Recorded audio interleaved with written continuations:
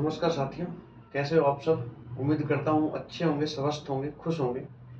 तो दोस्तों देखो, आज मैंने बस ये मन में ही आ गया कि इस बारे में मैं कुछ कराऊं। जो आपकी वायुदाब पेटियां हैं, ये आप चित्र से समझ रहे होंगे, वायुदाब पेटियों के बारे में कुछ बताना है मेरे को। थोड़ा जटिल विषय है ये, थोड़ा सा जटिल विषय है, तो थोड़ा सा उम्मीद करूंगा कि आप थोड़ा ध्यान से देखेंगे इसको। और वैसे उतना ज्यादा जटिल भी नहीं है, लेकिन कुछ चीजें जटिल हैं और कुछ चीजें मैं आपके लिए छोड़ूंगा। फिर आप कमेंट में या किसी भी प्रकार से आप बताना आपको आपकी जो समस्या रह जाए। और इसके अलावा भी अगर आपको कोई प्रॉब्लम है किसी भी सब्जेक्ट में, साइंस की मत बताना मुझे, क्योंकि साइंस मुझे नहीं आती बिल्कुल भी।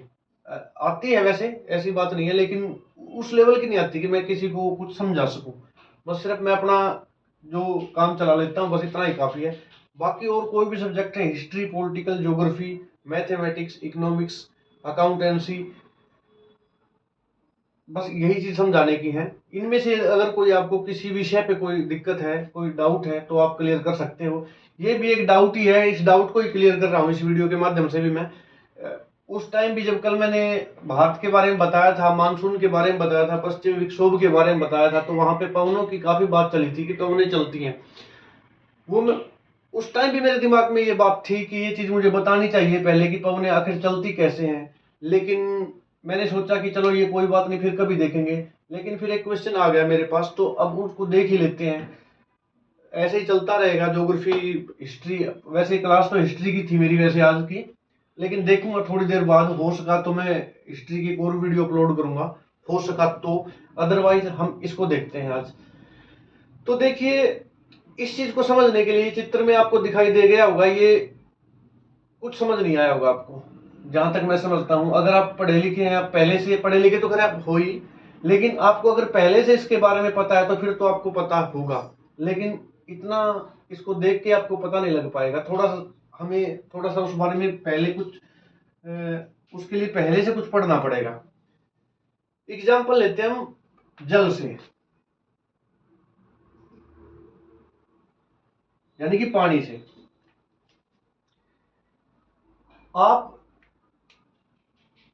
जैसे पानी का एक गिलास है या एक टब, पानी को कहीं बिखेर दीजिए, वो कहां जाएगा। यानी कि जो जल आप उसको कहीं गिराते हो, यानी कि जल को स्वतंत्र छोड़ देते हो जाने के लिए, तो वो कहां पे जाएगा। वो देखेगा ऊंचाई से नीचे, ऊंचाई से वो हमेशा ऊंचाई से नीचे तल पे जाना चाहता है। नीचाई ऊंचे तल से नीचे तल की तरफ जाना, ये आप इसको बस समझ लेना, मैंने लिख दिया है। बस ऊंचे तल से नीचे तल की तरफ जाना चाहता है जल हमेशा। और रास्ते में जो आए, जल के रास्ते में जो आए, उसे वो तोड़ देना चाहता है, उस रास्ते को, उस बाधा को हटा देना चाहता है और अपना लिए रास्ता साफ कर देना चाहता है। अगर इसमें ताकत है तो गौर करने की बात है, अगर इसमें ताकत ही नहीं है तो फिर वो खुद रुक जाएगा, क्योंकि उसमें इतनी ताकत नहीं है कि उस बाधा को तोड़ सके, तो वो अपने आप को रोक देगा जल। यानी कि बात यह है कि जल क्या कोशिश करता है कि ऊंचे स्थलों से नीचे स्थल की तरफ जाने की कोशिश करता है हमेशा। और अगर जल के लिए पॉसिबल नहीं है और उसके लिए कोई खास एरिया है, मान ली इतना एरिया है और वो एरिया समतल है, समतल चाहे ना भी है, लेकिन मान लीजिए यहाँ पे रुकावट आ गई, ये तल है ऐसे, मान लीजिए एक एग्जाम्पल की बात है, मान लीजिए तल ऐसे है, वो तो ऐसे भी सकता है ना, या इसको ऐसे मान लो, चलो इसको ऐसे मान लेते हैं, ये तल ऐसे है, यानी कि इसका जो निचला हिस्सा है वो समतल नहीं है, जमीन ये है। और यहाँ पे आपने जल को डाल दिया, तो जल कहाँ पे, जैसे अपने ऊपरी तल को, क्योंकि इधर जाना चाहेगा, ये जा नहीं सकता क्योंकि इस रुकावट को पार नहीं कर सकता। ऐसे ही इस रुकावट को भी पार नहीं कर सकता, ऐसे ही इस रुकावट को भी पार नहीं कर सकता। जाना चाहता है नीचे, लोएस्ट में जाना चाहता है जल, लेकिन वो नहीं जा पाएगा, क्योंकि यहाँ पे आपने रुकावटें खड़ी कर दी। एक बर्तन ही ऐसा ले लिया जो तीनों तरफ से इसको रोके हुए है, तो इसका ऊपर वाला तल जो है वो बिल्कुल पैरेलल होगा जमीन के, यानी कि समतल के बिल्कुल पैरेलल होगा, ऐसे इस रूप में होगा वो पानी। और अगर इसको छोड़ देंगे फिर वो बह जाएगा। यही बात सेम टू सेम, अगर आप इस चीज को समझ पाए हैं, तो यही बात वायु की है। और वायु हमेशा क्या कोशिश करेगी, वायु हमेशा, गौर करने की बात है, अब आप समझ जाओगे इस चीज को, इस परिप्रेक्ष्य में लेना। वायु हमेशा उच्च वायु दाब से, उच्च दाब से निम्न दाब की तरफ जाने की कोशिश करती रहती है। वायु जो पवन है वो उच्च दाब से निम्न दाब की तरफ जाने की कोशिश करेगी हमेशा, ये बात हमेशा ध्यान रखना। और ये बात वो नहीं है कि भाई अब चल पड़ी हवा, वो मौके के इंतजार में रहती है कि कहां पे निम्न दाब हो। तो उच्च दाब वाली वायु रुक नहीं सकती, चाहे उसे किसी भी दिशा में जाना पड़ो, जहां पे उसे निम्न दाब मिलेगा वहां पे वो वायु जाएगी ही जाएगी।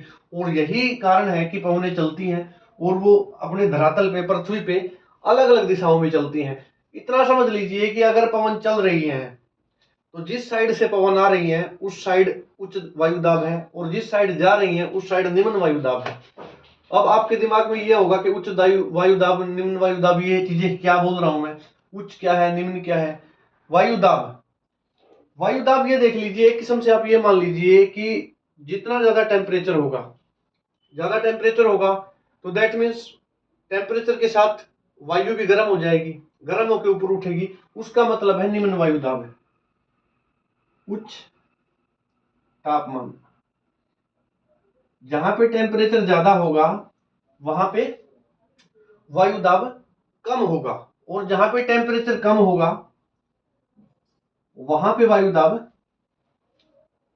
ज्यादा होगा। उल्टा है, यानी कि वायु तापमान अगर कम है जिस जगह का, तो वहां पे क्या होगा, वहां पे आप समझ सकते हो वाष्प वगैरह बनेंगे नहीं, तो वायु दाब वहां पे क्या रहेगा, उच्च रहेगा। और जहां पे तापमान बहुत ज्यादा रहेगा, यानी कि गर्मियां ज्यादा रहेंगी, वहां पे वायु दाब निम्न रहेगा, क्योंकि वहां पे हवाएं गर्म होकर ऊपर उठेंगी। सॉरी। तो यही कारण है कि जो ध्रुव है, ध्रुव यहाँ पे क्या है, ये हम पढ़ चुके हैं पहले। ध्रुव, ध्रुव उत्तरी ध्रुव ही है, दक्षिण मैंने दिखाया नहीं क्योंकि ये सेम है। उत्तरी ध्रुव में भी सेम चीजें हैं, दक्षिण ध्रुव में भी सेम चीजें, इसलिए मैंने दक्षिण ध्रुव को दिखाया ही नहीं, क्योंकि यही चीजें यहाँ पे भी चलेंगी, यही चीजें इधर भी चलेंगी, यानी कि अपोजिट डायरेक्शन है। और हमारा जो मेन उद्देश्य है, क्योंकि हमारा जो देश है, भारत है जो है, वो कौन से ध्रुव में है, उत्तरी ध्रुव में है। आप ये मान लो कि यहां से क्या है,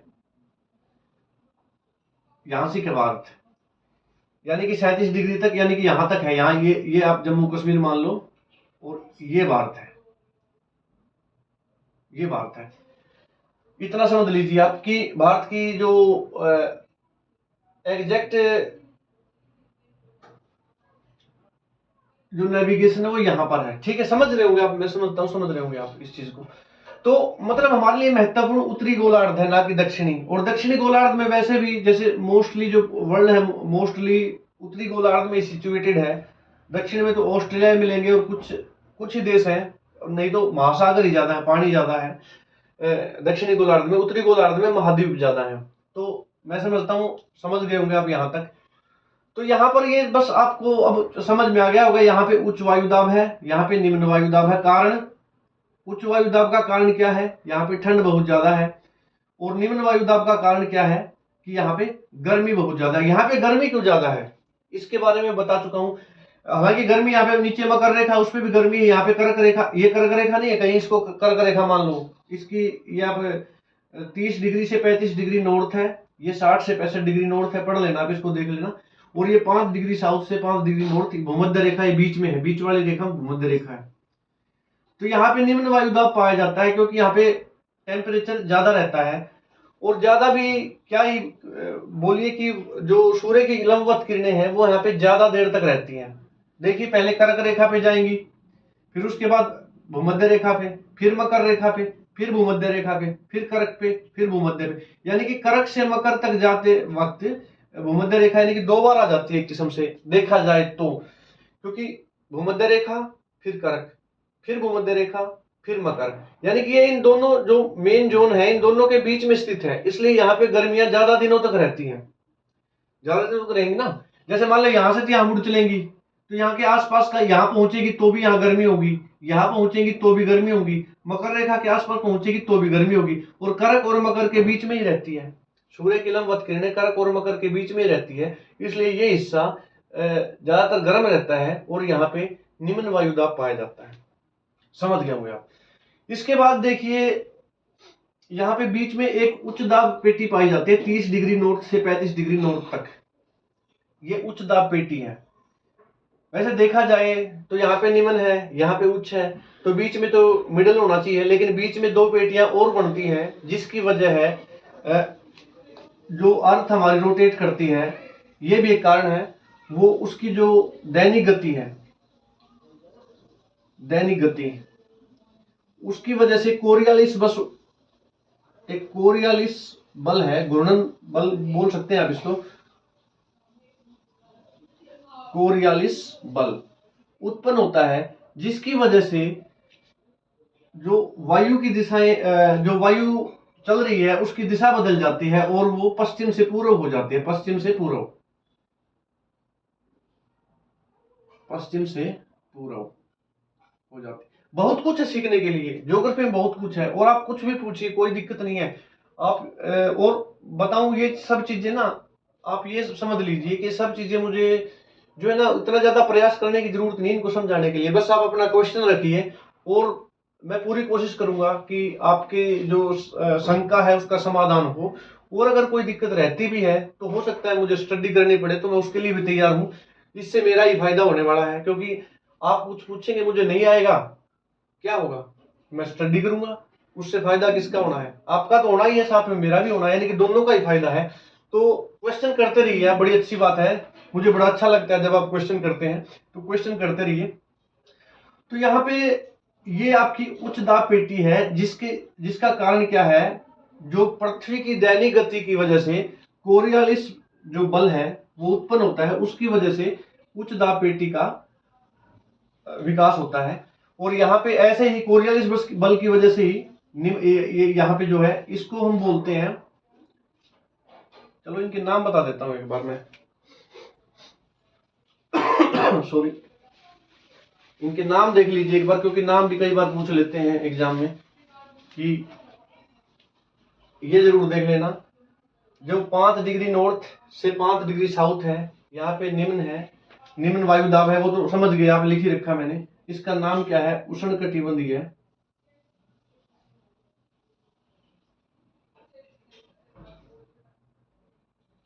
निम्न दाब पेटी, निम्न दाब। कौन सा हिस्सा है ये, उष्णकटिबंधीय, उष्ण का मतलब गर्म, उष्ण का मतलब गर्म, तो ये हिस्सा गर्म है और यहाँ पे वायु दाब निम्न पाया जाता है, ये आप समझ गए होंगे। जो यहाँ पे 30 डिग्री नॉर्थ से 35 डिग्री नॉर्थ की जो वायु दाब पेटी है उसका नाम है उपोष्ण, और एग्जाम में अगर शीतोष्ण भी दिया है तो वो भी वही बात है, कंफ्यूज मत होना, दोनों का एक ही मतलब है, उपोषण और शीतोषण दोनों का एक ही मतलब है। यानी कि यहाँ से सर्दियां शुरू हो चुकी हैं, लेकिन हमने भारत की जो जलवायु हमने कल पढ़ी थी उसमें हमने भारत को उष्ण ही माना था, ना कि शीतोष्ण। क्यों, उसकी वजह हिमालय पर्वत थी। आपको बताया गया था कि वो जो ऊपर यहाँ पे तो बहुत ठंड है, इस एरिया में तो बहुत ज्यादा ठंड है, तो लेकिन उन ठंडी हवाओं को ये हिमालय पर्वत भारत में एंट्री करने से, जो हिमालय के दक्षिण का भारत है, यहाँ पे तो एंट्री करेंगे, यहाँ पे बहुत ठंड होती है, ऊपर वाले उत्तराखंड में, जम्मू कश्मीर में, हिमाचल प्रदेश में, जो हिमाचल प्रदेश, जम्मू कश्मीर और आपका ये उत्तराखंड है, जो हिमालय से ऊपर के हिस्से हैं, वहां पे तो ठंड होती है, काफी कड़ाके की ठंड होती है, लेकिन जो हिमालय से दक्षिणी भारत है वहां पे वो ठंडी पवनें नहीं आ पाती, इस वजह से उतनी ठंड नहीं हो पाती। और जिस टाइम पे कड़ाके की ठंड पड़नी चाहिए, वहां पे भी अपने जो उत्तरी भारत है, जिसमें हरियाणा मान लीजिए आप, राजस्थान मान लीजिए, पंजाब मान लीजिए, उत्तर प्रदेश मान लीजिए, यहाँ पे जिस टाइम पे ठंड होनी चाहिए वहां पे भी गर्मियां पाई जाती हैं। इससे आप कुछ और आगे भी सीखेंगे इसी चीज से, कि यहाँ पे गर्मियां होती हैं हिमालय की वजह से, और उससे जो है हमारी जो दक्षिण पश्चिमी मानसून चलती है वो हम थोड़ी देर में देखेंगे। अभी आप फिलहाल इसको देख लीजिए, अभी देखने वाले हैं थोड़ी देर में। तो इसको बोलते हैं उपोषण या शीतोषण, एक ही बात है, कटिबंधीय है।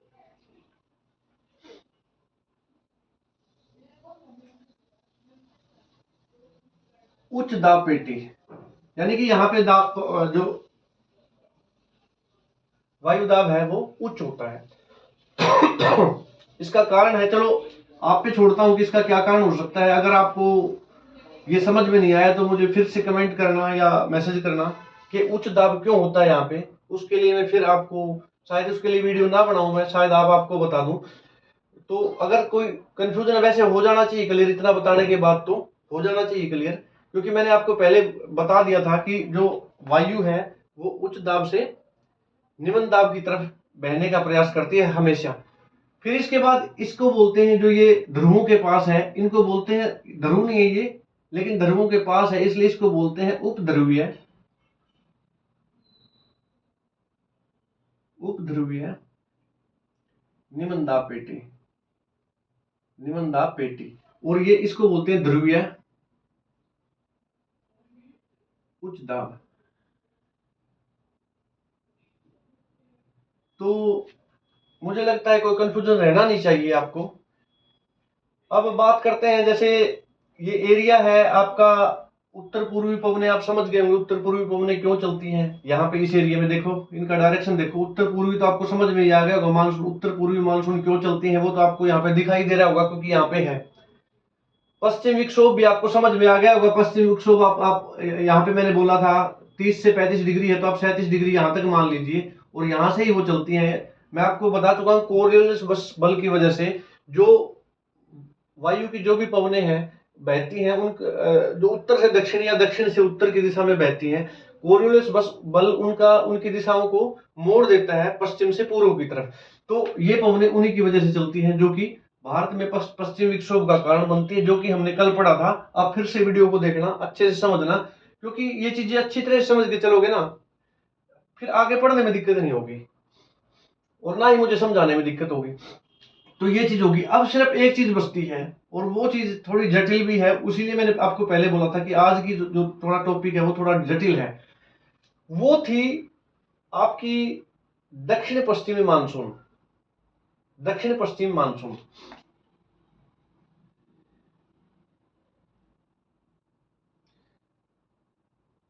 उत्तर पूर्वी तो हम देख ही चुके हैं, दक्षिण पश्चिमी मानसून जो जिनकी डायरेक्शन ये होती है। अब ये डायरेक्शन तो हमने यहाँ पे कहीं नहीं देखी, तो ये डायरेक्शन कहां से आ गई, ये क्वेश्चन आना लाजमी है कि ये डायरेक्शन तो, जैसे वायुदाब पेटी की बात करें तो ये डायरेक्शन वैसे आमतौर पर नहीं चलनी चाहिए, लेकिन ये चलती है। यहाँ पे क्यों चलती है, इसके पीछे की वजह, जैसे हमने देखा था कि यहाँ पे हिमालय पर्वत है और ये उत्तर की तरफ से आने वाली जो साइबेरिया, मान लीजिए आप यहाँ पे भारत के उत्तर में बिल्कुल लास्ट में ध्रुवीय इलाकों में साइबेरिया है, वहां से आने वाली ठंडी हवाओं को भारत में एंट्री करने से रोक देता है, यानी कि इंडिया में एंट्री करने यहीं पे रोक देता है, इससे आगे वो आने नहीं देगा। इस वजह से यहाँ पे इस एरिया में गर्मी होती है, बस यही खेल है सारा। इस वजह से यहाँ पे गर्मी होती है, गर्मी होगी तो क्या होगा, तापमान ऊंचा उठेगा, तापमान ज्यादा होगा तो वायु दाब क्या होगा। देखिए हमने शुरू में बताया था, हमने शुरू में सीख ली थी चीज इस वीडियो के, जब तापमान ज्यादा होगा तो वायु दाब निम्न हो जाएगा।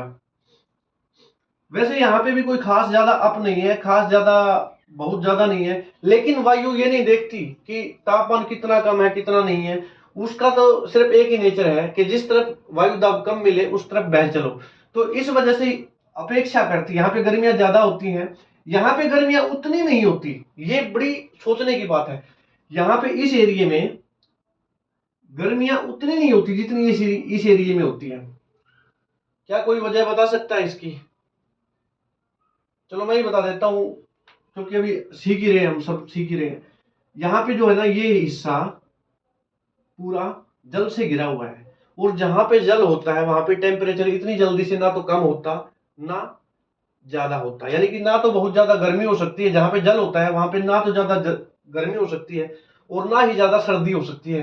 क्योंकि जल का नेचर क्या है, जल का नेचर ये है कि देर से तो गर्म होगा और देर से ही ठंडा होगा। इस वजह से ना तो ज्यादा गर्मी हो सकती है ना ज्यादा ठंड हो सकती है। और एक्चुअल में वैसे ये एरिया गर्म होना चाहिए भूमध्य रेखा के हिसाब से, लेकिन एक्चुअल में गर्मियां यहाँ ज्यादा होती है, उत्तरी भारत में ज्यादा होती है, हिमालय से नीचे वाले इलाके में, जिसमें आप हरियाणा, राजस्थान, पंजाब, उत्तर प्रदेश के कुछ इलाके मान सकते हैं, वहां पे गर्मियां दक्षिणी भारत से ज्यादा होती है।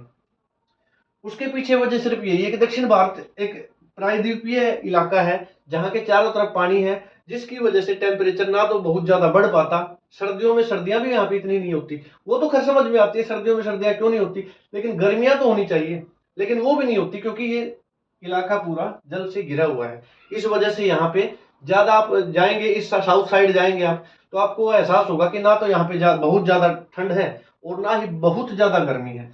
बहुत ज्यादा कुछ नहीं है, नॉर्मल है। गर्मियां भी अपने से कम है, सर्दियां तो बहुत ही कम है। तो आप, उम्मीद करता हूँ आप समझ गए होंगे कि जो दक्षिण पश्चिमी जो पवने हैं, मानसून पवने हैं, वो क्यों चलती हैं और क्यों इस साइड पूरे भारत में वर्षा करती है। और देखिए कितना इंटरेस्टिंग है सब कुछ, कैसे बिल्कुल सब कुछ स्थापित कर रखा है। एक किस्म से ऐसा लगता है जब आप पूरी ज्योग्राफी को पढ़ेंगे ना, पूरी प्रकृति को देखेंगे आप, तो ऐसा लगता है, ऐसा एहसास होगा आपको, मुझे तो होता है कि ये सारी चीजें देखो कितने अच्छे से व्यवस्थित कर रखी हैं। समुद्र जो है, अगर एक भी चीज इनमें से ना हो, मान लीजिए आप, अगर एक भी चीज इनमें से ना हो, मान लीजिए समुद्र ना हो, मान लीजिए थल ना हो, सारी चीज ऐसे इतने अच्छे ढंग से व्यवस्थित है कि अगर मतलब एक भी चीज का अभाव हो जाए तो संतुलन बिगड़ जाएगा और इंसान का जो जीवन है वो पॉसिबल ही नहीं होगा। लेकिन यही इंटरेस्ट है भाई, यहीं पे लगता है कि कितना रोचक सब्जेक्ट है। और यही रोचकता के लिए मैं बोलता हूँ कि अगर कोई आप टेस्ट की तैयारी नहीं कर रहे तो भी आपको इन चीजों का पता होना चाहिए, मुझे भी पता होना चाहिए, सबको पता होना चाहिए इन चीजों का, क्योंकि ये चीजें हमारे जो है डेली लाइफ रूटीन का हिस्सा है एक किस्म से देखा जाए तो। चलिए दोस्तों, आज की वीडियो यही रोकते हैं फिलहाल की, तो हिस्ट्री देखते हैं। हिस्ट्री में टाइम मिला तो हिस्ट्री की एक वीडियो लाने की कोशिश करूंगा आज, अदरवाइज फिर वीडियो स्टॉप करता हूँ। वीडियो में बने रहने के लिए धन्यवाद।